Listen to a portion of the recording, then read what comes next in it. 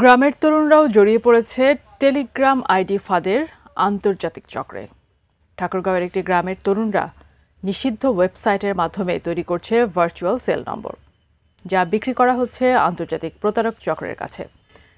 ব্যক্তিগত ও প্রাতিষ্ঠানিক তথ্য চলে যাচ্ছে তাদের হাতে, ফলে ঘটছে জাতীয় আন্তর্জাতিক নানা সাইবার অপরাধ। ঠাকুরগাঁও প্রতিনিধি MS সামাদ জানাচ্ছেন বিস্তারিত। ঠাকুরগাঁও সদর উপজেলার লস্করা গ্রাম। টেলিগ্রামে ক্লোন আইডি তৈরির আন্তর্জাতিক সাইবার ক্রাইম চক্রের সাথে জড়িয়ে পড়েছে এই গ্রামের তরুণরা। এমন তথ্যের ভিত্তিতে সরেজমিন অনুসন্ধান। গ্রামটিতে গিয়ে দেখা গেল মোবাইল ফোন হাতে ব্যস্ত কয়েকজন তরুণ। দিনরাত উজাড় করে দিচ্ছে তারা। প্রত্যেকটা বিপিএন চালাতে দ্রুত হাতে টেলিগ্রাম আইডি স্ক্যাম করছে এই তরুণরা। জানতে চাইলে ক্লোন আইডি তৈরি এবং তা বিক্রি করে আয় করার সরল স্বীকারোক্তি তাদের।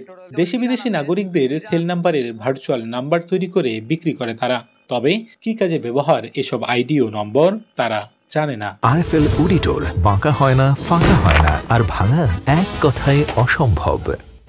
ওরাই মনে করেন সেল করে মানে আমরা শুধু অ্যাকাউন্টটা ক্রিয়েট করে দেই, বাকি মনে করেন ওরা আমাদেরকে কিছু প্রফিট দেয়।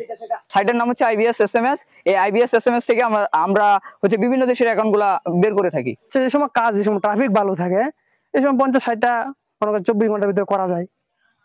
মানে 50 টাকা আমাদের যেমন রেট হচ্ছে এখন, তাহলে ধরেন $10 1100-1200 টাকা পাই আমরা। অনুসন্ধানে জানা গেছে এই চক্রের মূল হোতা সুমন ইসলাম। তার বাড়ি সদর উপজেলার সালান্দর ইউনিয়নের তেলিপাড়া গ্রামে।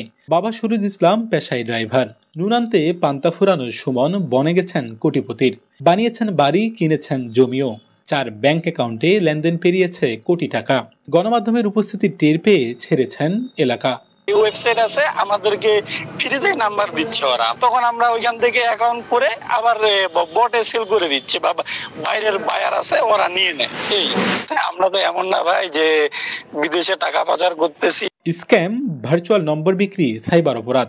জড়িতদের বিরুদ্ধে ব্যবস্থা নেওয়ার কথা জানিয়েছেন প্রশাসন। মানবাধিকারের যে আইন আছে এর মধ্যে অনেক ফাঁকফোকর আছে। এই ফাঁকফোকরগুলোকে আইডেন্টিফাই করে নতুন করে সাইবার বুলিং এর ক্ষেত্রে বিশেষ করে আরেকটি নতুন টাস্কফোর্স তৈরি করে আইন করা জরুরি বলে আমি মনে করি। হ্যাক করার বিষয়টি যারা স্বীকার করেছে এটা নিশ্চয়ই অপরাধ। কোনো অভিযোগ যদি আমরা পাই, তাহলে আইন করতে পারবো। MS Samad, ATN news, Thakurgaon.